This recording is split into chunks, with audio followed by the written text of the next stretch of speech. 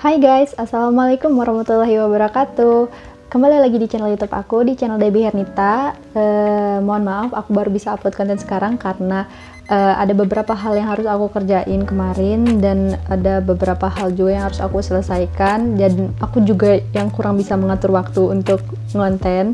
Jadi langsung aja di video kali ini aku mau ngebahas seputar beberapa kerjaan freelance dan skill-skill aja apa aja yang harus kita kuasai untuk bekerja di bidang tersebut, karena semenjak masa pandemi COVID-19 ini aku melihat beberapa pekerjaan yang kayak terhambat, tertunda, dan beberapa orang yang di PHK usahanya terhenti karena pandemi COVID-19 ini. Jadi aku mau merekomendasikan beberapa pekerjaan yang bisa dilakukan oleh berbagai kalangan, karena freelance ini sendiri itu tidak ada kualifikasi kayak misalkan harus sekolah ini, sekolah itu.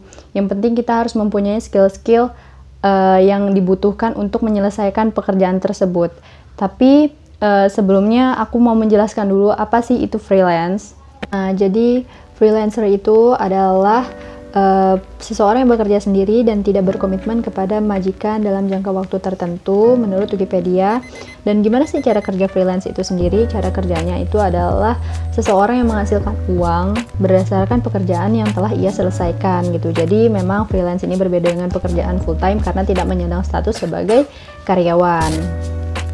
Contohnya kamu buat adalah freelancer yang tugasnya itu ngebuat website atau blog. Jadi kamu kedatangan klien yang ingin dibuatkan sebuah blog atau website, dan kamu mendapatkan uang setelah kamu menyelesaikan pekerjaan yang diminta oleh klien kamu itu. Misalkan klien kamu itu minta buatkan website tentang ini, dan kamu buatkan website tentang itu. Setelah itu pekerjaan selesai, lalu kamu mendapatkan bayaran dari apa yang telah kamu kerjakan gitu. Jadi bayarannya itu per project.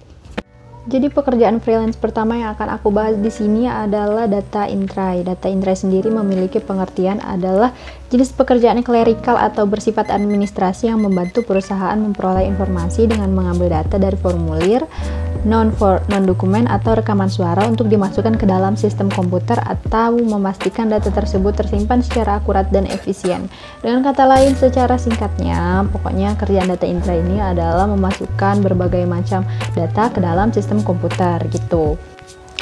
Jadi skill-skill yang harus kita punya untuk menjadi seorang mengerjakan pekerjaan data entry itu adalah, yang pertama adalah memiliki skill komunikasi yang baik, karena kita akan bekerja mungkin bersama dengan tim atau perusahaan, memasukkan data dari suatu perusahaan. Jadi kita harus mengkomunikasikan data-data yang mau kita masukkan ke dalam sistem komputer. Yang kedua adalah kemampuan pengetikan yang cepat. Yang ketiga adalah pengetahuan dasar perangkat lunak, Microsoft Word, Excel, dan dasar-dasar perangkat lunak yang lainnya. Yang keempat adalah konsentrasi yang tinggi, karena kita itu akan mengerjakan pekerjaan yang sama dan menghabiskan waktu yang sangat panjang kayak gitu kan. Nggak sangat panjang sih, tapi yang lumayan panjang. Oleh karena itu pekerjaan ini mengharuskan kita untuk memiliki konsentrasi yang tinggi agar tidak terjadi kekeliruan dalam memasukkan data ke dalam sistem komputer. Pekerjaan freelance yang kedua yang akan aku bahas ini adalah transcription job atau transcriber sebagai pelaku pekerjanya gitu ya. Jadi transcriber atau transcription job ini adalah orang yang pekerjaannya mendengarkan sebuah audio lalu menuliskannya, atau lebih tepatnya mengetikannya apa yang dibicarakan dalam audio tersebut, atau sederhananya itu adalah membuat transkrip dari sebuah audio. Nah, audionya ini apa sih yang didengarkannya ini bisa berupa instruksi, percakapan, talk show mengenai berbagai macam topik gitu. So guys, kalau misalkan kalian berminat untuk menjadi transcriber atau transkripsionis ini, kalian harus mempunyai beberapa skill. Yang pertama itu adalah mendengarkan, karena mungkin kita akan dihadapkan oleh klien-klien dari luar negeri yang mungkin aksennya berbeda, gaya bicaranya berbeda dengan kita. Yang kedua itu adalah mengetik cepat. Jadi mengetik cepat ini merupakan satu skill yang wajib dipunyai oleh seorang transcriber. Yang ketiga itu adalah riset. Kenapa riset? Karena kita akan menemukan berbagai macam topik yang akan kita ketik dari audio yang kita dengar itu. Jadi mungkin kita akan menemukan beberapa frasa-frasa yang mungkin jarang kita dengar, jarang kita temui kayak gitu. Jadi kita perlu riset dulu sebelum melakukan pekerjaan sebagai transcriber ini. Yang keempat itu adalah bahasa. Jadi bahasa ini ya karena kita ini bekerja klien kita bukan cuma dari negara kita sendiri, mungkin dari negara luar, kita juga dituntut untuk bisa berbagai macam bahasa, setidaknya mendengarkan berbagai macam bahasa dan bisa menuliskannya ke dalam sebuah teks kayak gitu. Jadi minimal kita harus bisa belajar bahasa Indonesia dan bahasa Inggris sebagai bahasa yang terdekat dengan kehidupan kita gitu. Terus yang kelima adalah multitasking. Kenapa multitasking? Karena kita dituntut untuk melakukan dua pekerjaan secara bersamaan, yaitu mendengarkan, dan yang kedua itu sambil mengetik. Job freelance yang ketiga yang akan aku bahas di sini adalah translation atau jasa penerjemah. Jadi tentu saja kemampuan yang harus kalian punya untuk menjadi seorang penerjemah ini adalah kemampuan bahasa gitu. Jadi buat kalian-kalian yang merasa mempunyai kemampuan dalam berbahasa asing kayak gitu, mungkin kalian bisa coba untuk menjadi seorang penerjemah di berbagai situs freelance. Oke, lanjut. Sekarang aku mau ngebahas pekerjaan freelance selanjutnya, yaitu pekerjaan freelance mengajar online. Jadi aku mau juga sekalian merekomendasikan salah satu website yang kita bisa menjadi guru les online. Jadi nama websitenya itu adalah Kursus Privat Superprof. Jadi dengan kemampuan atau ilmu-ilmu yang kita punya, kita bisa menjadi guru les privat di sana kayak gitu. Jadi misalkan kalian punya kemampuan mengaji, kemampuan bahasa, kemampuan matematika, bahasa Inggris, bahasa Rusia, bahasa Mandarin, atau apapun ilmu yang kalian punya, kalian bisa mengajukan diri sebagai guru les privat di sana. Di sana kalian akan menemukan mungkin murid-murid, dan kalian bisa menentukan tarif sendiri berapa yang mau kalian bayarkan, maksudnya yang mau kalian dapatkan atau orang itu bayar ketika belajar sama kalian per jamnya.